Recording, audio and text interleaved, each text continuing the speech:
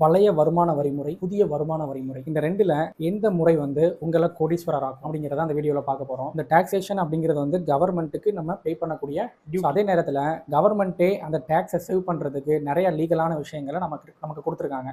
So அதை base பண்ணி நம்மளோட டாக்ஸை நம்ம சேவ் பண்றோம் அப்படின்னா, சேவ் பண்ண அந்த அமௌண்ட்டை நம்ம எந்த மாதிரி பயன்படுத்துகிறோம் அப்படிங்கிறத பொறுத்து தான் நம்ம கோடீஸ்வரர் ஆகுறதும் இல்லை ஆகாமல் போகிறோம். அந்த பேசிஸில் ஓல்டு டேக்ஸ் ரெஜிமில் பழைய வருமான வரி திட்டத்தில் நம்ம டேக்ஸ் எக்ஸம்ஷன் வாங்கணும் அப்படின்னா 80C 80D இந்த மாதிரியான விஷயங்களில் ஒரு எல்ஐசிலையோ இல்லை பிபிஎஃப்லையோ நம்ம முதலீடு பண்ணுறோம் அப்படின்னா அந்த முதலீட்டு அமௌண்ட்டுக்கு வந்து கவர்மெண்ட் டேக்ஸ் கேட்காது. ஸோ அந்த அமௌண்ட் வந்து ஒரு நியர்லி ஒரு 1.5 lakhs. இந்த அமௌண்ட்டை நம்ம ஒரு 20 years டெபாசிட் பண்ணுறோம் அப்படின்னா அது மூலமாக நமக்கு ஒரு ஹியூஜ் பெனிஃபிட் வந்து கிடைக்கும். ஸோ இது மூலமாக நம்ம வந்து அட் த எண்ட் ஆஃப் 20 yearsல நமக்கு வந்து 1 crore விட அதிகமான அமௌண்ட்டுகள் வந்து நமக்கு கிடைக்கும். இது ஓல்டு டேக்ஸ் ரெஜிமில் இருந்த ஒரு விஷயம்.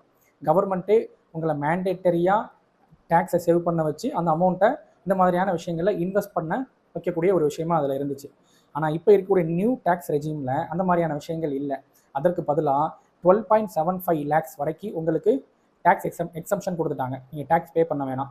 ஸோ உங்கள் கையில் உங்கள் கிட்ட இருக்கக்கூடிய அந்த அமௌண்ட்டை நீங்கள் ஒரு ஃபினான்ஷியல் டிசிப்ளினோட ஒரு பிஸ்னஸ்லையோ இல்லை ஒரு மியூச்சுவல் ஃபண்ட் மாதிரியான இந்த மாதிரியான பிளான்லையோ நீங்கள் இன்வெஸ்ட் பண்ணுறீங்க அப்படின்னா, ஸோ இதுவும் ஒரு லாங் டேர்மில் உங்களுக்கு ஒரு பெனிஃபிட்டை கொடுக்கும்.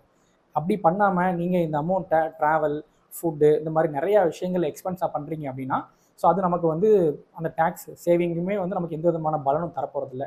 ஸோ ஓல்டு டேக்ஸ் ரெஜிமை பொறுத்த வரைக்கும் கவர்மெண்ட்டே மேண்டேட்டாக உங்களை வந்து சேவ் பண்ணக்கூடிய ஒரு மைண்ட் செட்டுக்கு கொண்டு போகுது.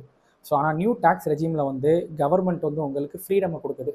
ஸோ நீங்கள் எதை சூஸ் பண்ணுறீங்களோ அதில் இன்வெஸ்ட் பண்ணுறதுக்கான ஒரு ஆப்பர்ச்சுனிட்டி வந்து இந்த நியூ டேக்ஸ் ரெஜிமில் இருக்குது. ஸோ அதை முறையாக பயன்படுத்தணும் அப்படின்னா ஸோ நம்மளும் ஒரு லாங் டேர்மில் ஒரு crorepati ஆகலாம். ஸோ அதை நம்ம ப்ராப்பராக பயன்படுத்தலை அப்படின்னா நம்ம டேக்ஸை சேவ் பண்ணியும் நமக்கு எந்த விதமான பயம் இல்லை.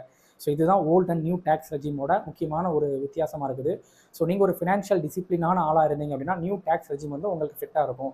இல்லை நீங்கள் சேவ் பண்ணக்கூடிய அந்த மென்டாலிட்டிக்கு ஒரு எக்ஸ்டர்னல் ஃபோர்ஸ் உங்களுக்கு தேவைப்படுது அப்படின்னா நீங்கள் கண்டிப்பாக ஓல்டு டேக்ஸ் ரெஜிமில் இருக்கக்கூடிய விஷயங்களை ஃபாலோ பண்ணிங்கன்னா அது உங்களுக்கு பெஸ்ட்டாக இருக்கும்.